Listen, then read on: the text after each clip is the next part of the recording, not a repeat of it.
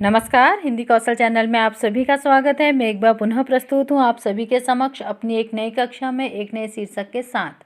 और जैसा कि आप सभी जानते हैं कि हिंदी कौशल चैनल जो है वह क्रमबद्ध अध्ययन कराता है, तो आज हम उसी क्रम को आगे बढ़ाएंगे। और आज की कक्षा में हम पढ़ने जा रहे हैं कक्षा 9 की हिंदी पाठ्यपुस्तक क्षितिज भाग 1 में संकलित कविता यमराज की दिशा, और जिसके रचयिता हैं चंद्रकांत देवताले जी। तो बहुत अधिक देर नहीं करते हैं और शुरू करते हैं आज की कक्षा, जिसका शीर्षक होगा चंद्रकांत देवताले जी द्वारा रचित कविता यमराज की दिशा। और हमेशा की तरह आज की कक्षा की शुरुआत भी हम करेंगे पद्यांश पाठ से, अर्थात कविता पढ़ने से। तो आइए सबसे पहले कविता पाठ करते हैं और पढ़ते हैं कविता का पहला पद्यांश। पहला पद्यांश जो कि इस प्रकार से है। माँ की ईश्वर से मुलाकात हुई या नहीं कहना मुश्किल है, पर वह जताती थी जैसे ईश्वर से उसकी बातचीत होती रहती है और उससे प्राप्त सलाहों के अनुसार जिंदगी जीने और दुख बर्दाश्त करने के रास्ते खोज लेती है। तो यह तो था हमारी कविता का पहला पद्यांश। अब पद्यांश के बाद आइए अब जानेंगे इस पद्यांश में आए कुछ कठिन शब्दों के अर्थ। मुलाकात, भेंट करना, जताती, बताती या दर्शाती, सलाह, राय, बर्दाश्त, सहन करना। बहुत ही सामान्य से शब्दार्थ थे। वैसे जहाँ तक मुझे लगता है इन सभी शब्दों के अर्थ आप सभी अवश्य जानते होंगे। आगे बढ़ेंगे संदर्भ की ओर। प्रस्तुत पद्यांश कक्षा 9 की पाठ्यपुस्तक क्षितिज भाग 1 में संकलित कविता यमराज की दिशा से लिया गया है, जिसके रचयिता चंद्रकांत देवताले जी हैं। अब आगे बढ़ेंगे प्रसंग की ओर। प्रस्तुत पद्यांश में कवि ने अपनी माता जी के बारे में बताया है तथा उनकी माताजी के ईश्वर पर विश्वास का वर्णन कवि ने यहाँ पर किया है। तो आइए प्रसंग के बाद अब आगे बढ़ते हैं भावार्थ की ओर और जानते हैं इस पद्यांश का भावार्थ क्या है। माँ की ईश्वर से मुलाकात हुई या नहीं कहना मुश्किल है। कवि इस पद्यांश में बताते हैं कि मेरी माँ की ईश्वर के साथ मुलाकात हुई या नहीं यह मैं नहीं कह सकता, मेरे लिए यह कहना मुश्किल है, पर वह जताती थी जैसे ईश्वर से उसकी बातचीत होती रहती है। लेकिन मेरी माँ कई बार मुझे यह दर्शाती थी, मुझे बताती थी और यह दर्शाती थी कि जैसे ईश्वर से उसकी मुलाकात अधिकांशतः होती ही रहती है और उससे प्राप्त सलाहों के अनुसार जिंदगी जीने और दुख बर्दाश्त करने के रास्ते खोज लेती है।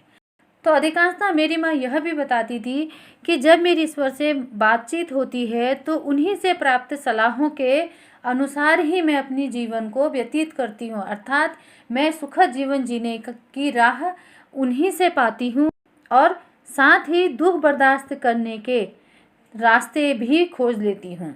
अर्थात जीवन में जो अनायास ही दुख हमारे जीवन में आते हैं और जो कई प्रकार के दुखों का सामना हमें करना पड़ता है, उन दुखों को बर्दाश्त करने का तथा जीवन की प्रत्येक मुश्किलों से निकलने की राह जो है वह मुझे ईश्वर से प्राप्त सलाहों के अनुसार ही मिलती है। भावार्थ के बाद आइए अब जानते हैं इस पद्यांश का भाव सौंदर्य। भाव सौंदर्य कुछ इस प्रकार से है। पद्यांश में कवि ने ईश्वर के प्रति अपनी माताजी के अटूट विश्वास को दर्शाया है तथा साथ ही ईश्वर पर माँ के दृढ़ विश्वास के प्रति अपने अविश्वास का भी बड़े ही सहज और सरल रूप में स्पष्ट वर्णन किया है, जो कि वार्तालाप की शैली में अत्यंत प्रभावशाली अभिव्यक्ति करता है। भाव सौंदर्य के बाद अब आगे बढ़ेंगे शिल्प सौंदर्य की ओर। शिल्प सौंदर्य इस प्रकार से है। पद्यांश गद्यात्मक है। जताती थी जैसे बातचीत होती रहती है में अनुप्रास अलंकार है। पद्यांश में उर्दू, हिंदी व संस्कृत शब्दों का सुंदर संगम है, जो कवि के भावों की सफलतापूर्वक अभिव्यक्ति करते हैं। तो यह तो था हमारा कविता यमराज की दिशा का पहला पद्यांश। अब हम आगे बढ़ेंगे कविता के दूसरे पद्यांश की ओर, जो कि इस प्रकार से है। माँ ने एक बार मुझसे कहा था, दक्षिण की तरफ पैर करके मत सोना, वह मृत्यु की दिशा है और यमराज को क्रुद्ध करना बुद्धिमानी की बात नहीं। तब मैं छोटा था और मैंने यमराज के घर का पता पूछा था। उसने बताया था तुम जहाँ भी हो वहाँ से हमेशा दक्षिण में। तो बहुत ही साधारण और सामान्य वार्तालाप या संवाद शैली में यह पद्यांश है। अब लेकिन इसका भावार्थ जानने से पूर्व आइए एक दृष्टि डालते हैं इसके शब्दार्थ पर। दक्षिण अर्थात दक्षिण दिशा, क्रोध अर्थात क्रोधित होना, बुद्धिमानी अर्थात समझदारी। तो बहुत ही कम शब्दार्थ इस पद्यांश में है क्योंकि यह काफ़ी सामान्य भाषा में लिखा गया पद्यांश है। अब इसके बाद हम जानेंगे प्रसंग। प्रसंग इस प्रकार से होगा। प्रस्तुत पद्यांश में कवि ने माँ ने एक बार कहा था कहकर दक्षिण दिशा का वर्णन करते हुए दक्षिणपंथी विचारधारा के प्रति अपना दृष्टिकोण प्रकट किया है। तो यह तो था इस पद्यांश का प्रसंग। अब इसके आगे बढ़ेंगे भावार्थ की ओर। माँ ने कहा था, माँ ने एक बार मुझसे कहा था दक्षिण की तरफ पैर करके मत सोना, वह मृत्यु की दिशा है। जन सामान्य की भाषा है तो समझने में आसानी होगी। कवि आगे कहते हैं कि मेरी माँ ने एक बार मुझसे कहा था कि दक्षिण की ओर अर्थात दक्षिण दिशा की ओर पैर करके मत सोना, क्योंकि वह दिशा जो है वह मृत्यु की दिशा मानी जाती है और यमराज को क्रुद्ध करना बुद्धिमानी की बात नहीं तथा यमराज को क्रोधित नहीं करना चाहिए। यमराज को क्रोधित करना समझदारी नहीं है।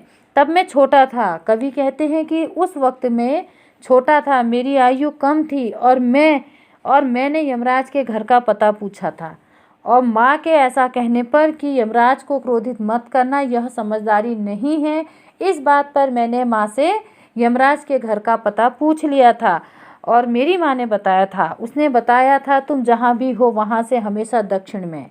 और तब मेरी माँ ने कहा था कि बेटा तुम जहाँ पर भी खड़े हो उस दिशा से दक्षिण दिशा में यमराज का घर होता है। तो यह पद्यांश सामान्यतः तो यह पद्यांश दक्षिण दिशा की ओर संकेत करता है और दक्षिण दिशा ही यहाँ पर व्यक्त की गई है, परंतु इस पद्यांश का अपना एक गुणार्थ है। गुण अर्थ इसमें छिपा हुआ है। कवि ने दक्षिण दिशा के माध्यम से दक्षिणपंथी विचारधारा का यहाँ पर वर्णन किया है और दक्षिणपंथी विचारधारा के प्रति ही अपने भाव और अपनी विचारधारा यहाँ पर प्रकट की है।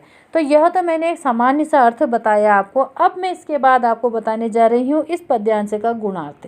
तो इस पद्यांश का गुणार्थ यह है कि माँ यहाँ पर अपने पुत्र को दक्षिणपंथी विचारधारा से बचने के लिए कह रही है तथा उसकी ओर विस्तार करने से सचेत कर रही है तथा माँ ने एक बार मुझसे कहा था कहकर कवि यहाँ पर माँ के माध्यम से दक्षिणपंथी विचारधारा के प्रति अपने भाव यहाँ पर प्रकट कर रहा है, या यूँ कहा जा सकता है कि अपनी विचारधारा यहाँ पर कवि ने प्रकट की है, क्योंकि कवि यहाँ पर माँ के माध्यम से कहना चाहता है कि जो भी व्यक्ति इस दक्षिणपंथी विचारधारा अर्थात दक्षिण दिशा की ओर अपना विस्तार करेगा वह निश्चित ही एक दिन उसका अंत हो जाएगा। तो यह कवि का यहाँ पर अपना भाव है, अपनी विचारधारा है, जिसे कवि ने माँ ने एक बार मुझसे कहा था कहकर प्रकट किया है। अब पद्यांश का भावार्थ जानने के बाद आइए जानते हैं इस पद्यांश का भाव सौंदर्य क्या है। पद्यांश में गुणार्थ है जिसे प्रतीकार्थ बड़ी सरलता व सहजता से अभिव्यक्त किया गया है। दक्षिण दिशा को प्रतीकार्थ लेकर कवि ने दक्षिणपंथी विचारधारा के प्रति अपना दृष्टिकोण व्यक्त किया है। भाव सौंदर्य के बाद आगे बढ़ेंगे शिल्प सौंदर्य की ओर। शिल्प सौंदर्य इस प्रकार से है, पद्यांश से संवाद शैली में है। दक्षिण की तरफ पैर करके सोना में श्लेष अलंकार है। श्लेष अलंकार वहाँ होता है जहाँ पर एक वाक्य या एक शब्द के एक से अधिक अर्थ निकलते हैं।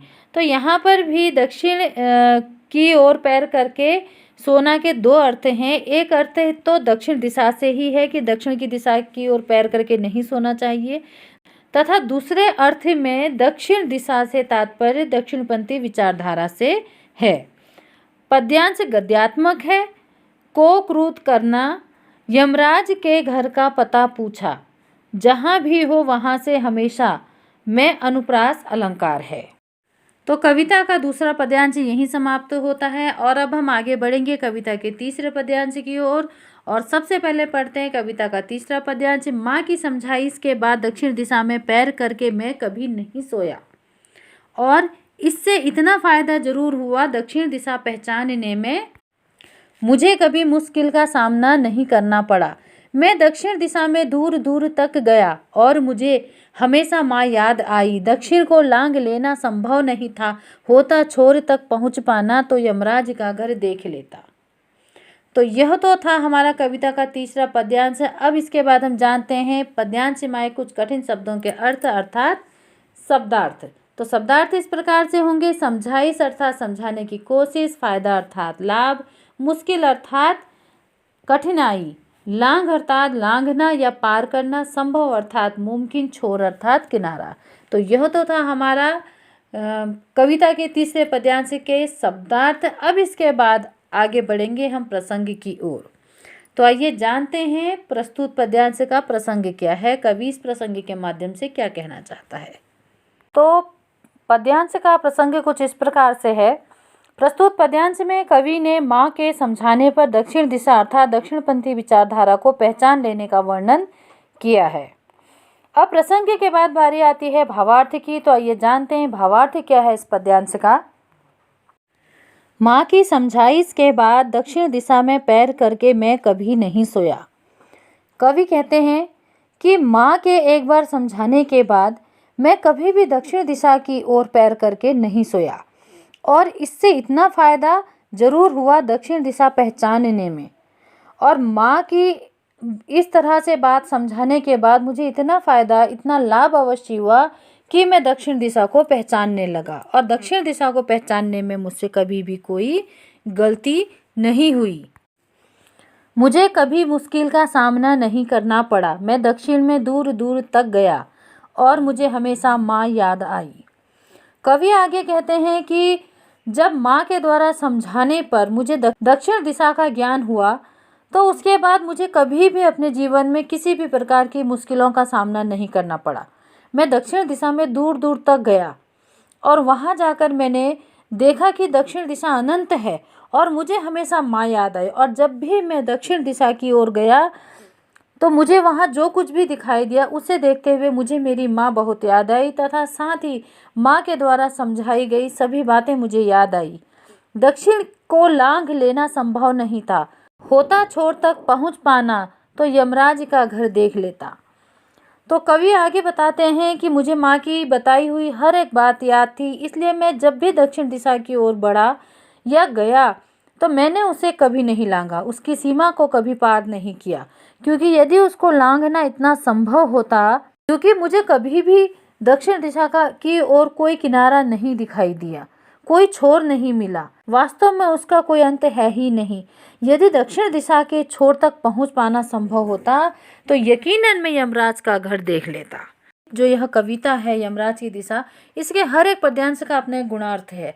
जो कवि ने गुणार्थ यहाँ पर प्रस्तुत किया है वह यह है कि माँ के समझाने पर उस पर यह प्रभाव हुआ कि वह दक्षिणपंथी विचारधारा की ओर कभी उसने अपने कदम नहीं बढ़ाए। जब जीवन के किसी भी पथ पर उसे दक्षिणपंथी विचारधारा ने घेरा, तब तब वह माँ के उपदेशों को याद करके उससे अपनी रक्षा करता रहा और कभी भी उसके दक्षिणपंथी विचारधारा में के संकट में नहीं घिरा। उसे अपनी माँ की सीख याद आई कि वह दक्षिण में पैर करके सोने को मना करती थी, अर्थात वह दक्षिणपंथी विचारधारा में फंसने के लिए मना करती थी। कवि कहता है कि मुझे यही फायदा हुआ कि मैंने दक्षिण दिशा को जान दिया और मैंने उसे नहीं लांघा, उसकी सीमा को नहीं लांघा।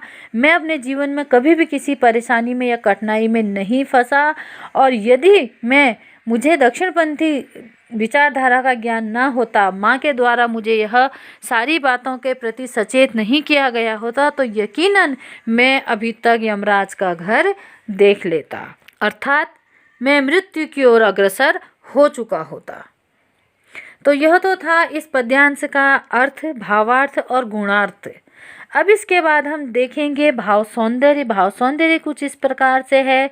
कवि ने बड़ी ही सहजता से स्वयं को माध्यम बनाते हुए अपने पाठकों को दक्षिणपंथी विचारधारा से अवगत कराया है, तथा कवि ने जिस प्रकार से दक्षिण दिशा का संकेतार्थ दक्षिणपंथी विचारधारा के प्रति पाठकों का ध्यान आकर्षित करते हुए उन्हें समन्वय स्थापित करने की सलाह देने का प्रयास किया है, वह भावाभिव्यक्ति पूर्ण रूपेण सफल रही है। अब भाव सौंदर्य के बाद आगे बढ़ेंगे शिल्प सौंदर्य की ओर। तो शिल्प सौंदर्य इस प्रकार से है कि यमराज का घर देखना अद्भुत कल्पना है। दूर दूर में पुनरुक्ति प्रकाश अलंकार है। पद्यांश में सरल सहज गद्यात्मक अभिव्यक्ति है। भाषा अत्यंत सरल सामान्य व अभिव्यक्ति में पूर्णतः समर्थ है। प्रतीकार्थ गुण होते हुए भी मुख्य अर्थ को स्पष्ट करता है। और इसी के साथ तीसरा पद्यांश पूर्ण होता है। अब हम आगे बढ़ेंगे पद्यांश 4 की ओर, कविता के चौथे पद्यांश की ओर। तो आइए सबसे पहले पढ़ते हैं कविता का चौथा पद्यांश। पर आज जिधर भी पैर करके सो वहीं दक्षिण दिशा हो जाती है। सभी दिशाओं में यमराज के आलीशान महल हैं और वे सभी में एक साथ अपनी दहकती आंखों सहित विराजते हैं।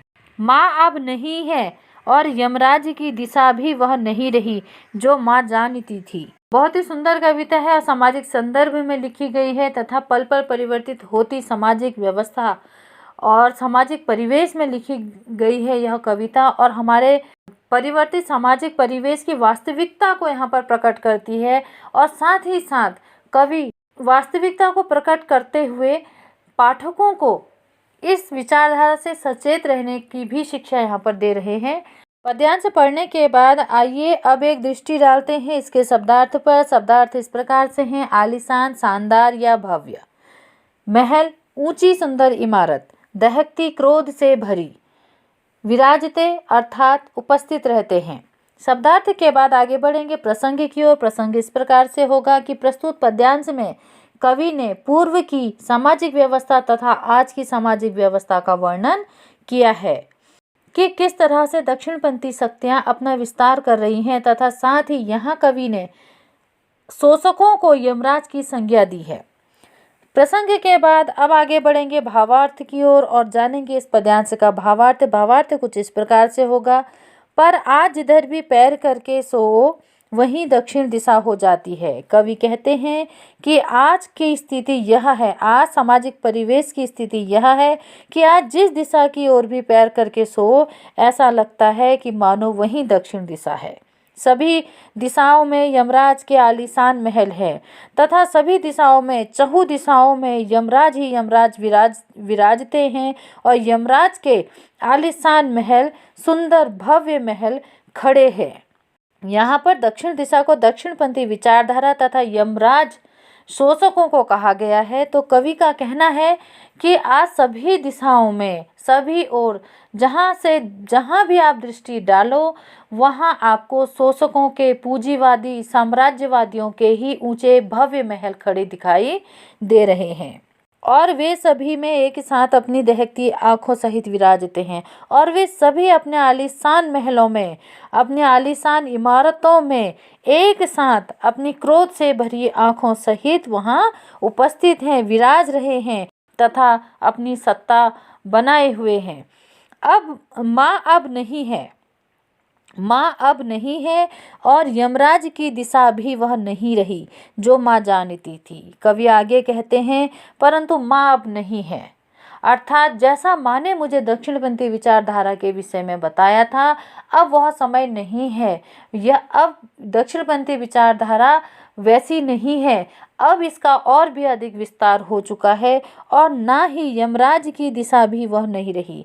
अब माँ मुझे हर कदम पर समझाने के लिए नहीं है और दक्षिणपंथी विचारधारा के विषय में मुझे सचेत करने के लिए अब मेरी माँ नहीं है और ना ही अब यमराज की वह दिशा अर्थात दक्षिणपंथी विचारधारा ही पूर्व की जैसी है। अब इसका अत्यधिक विस्तार हो चुका है और अब यह बिल्कुल भी वैसी नहीं है जैसी कि माँ जानती थी। सभी पद्यांशों की तरह इस पद्यांश का भी अपना एक गुणार्थ है और वह यह है कि इस पद्यांश के माध्यम से कवि कहना चाहता है कि अब पूंजीवादी दक्षिणपंथी विचारधारा पूर्व की भांति नहीं रही। पहले वह कुछ ही लोगों तक सीमित थी, परंतु आज जिधर देखो वहीं दक्षिण दिशा है, अर्थात चहु दिशा में यमराज के रूप में पूंजीपति, शोषक और साम्राज्यवादी लोग अपने उच्च विशाल महलों में विराजमान हैं। तो जैसा कि पहले मेरी माँ बताया करती थी दक्षिणपंथी विचारधारा वैसी अब नहीं है, अब इसका पूर्ण रूपेण विस्तार हो चुका है। संक्षेप में कहा जा सकता है कि शोषण परक समाज व्यवस्था का विस्तार माँ के समय की अपेक्षा आज अत्यधिक है। अब यह पूर्व की भांति नहीं है। तो यह तो था इस पद्यांश का गुणार्थ, और अब इसके आगे बढ़ेंगे हम भाव सौंदर्य की ओर। भाव सौंदर्य इस प्रकार से है। कवि ने सामाजिक विषमता तथा पूंजीवादी शोषक परक दक्षिणपंथी सामाजिक व्यवस्था का बड़ा ही स्वाभाविक और वास्तविक वर्णन यहाँ पर किया है। ऐसा लगता है कि दक्षिणपंथी विचारधारा की स्थिति जो अब तक मनुष्यों में कहीं मौन थी, वही आज कविता के प्रत्येक शब्द में व्यक्त हुई है। भाव सौंदर्य के बाद अब आगे बढ़ते हैं शिल्प सौंदर्य की ओर। शिल्प सौंदर्य इस प्रकार से है। पद्यांश प्रतीकात्मक है, जैसे दक्षिण दिशा दक्षिणपंथी विचारधारा का, यमराज पूंजीवादी शोषकों का तथा आलीशान महल पूंजीवादी शोषक समाज के स्तर का प्रतीक है। दहकती आंखों वाले यमराज में चाक्षुष बिंब है। आज जिधर दक्षिण दिशा वह नहीं रही में अनुप्रास अलंकार है। कविता की वाक्य रचना गद्यात्मक है। भाषा सामान्य सरल व प्रवाहमय है। और इसी पद्यांश के साथ चंद्रकांत देवताले जी द्वारा रचित कविता यमराज की दिशा यहीं समाप्त होती है। आशा करती हूँ कि आपको आज की कक्षा अवश्य पसंद आई होगी, और यदि पसंद आई है तो प्लीज़ इसे लाइक करें, शेयर करें और सब्सक्राइब करना ना भूलें। और एक बात जो मैं हमेशा कहती हूँ कि हिंदी हमारी राष्ट्रभाषा है, हिंदी भाषा पर गर्व करें। धन्यवाद।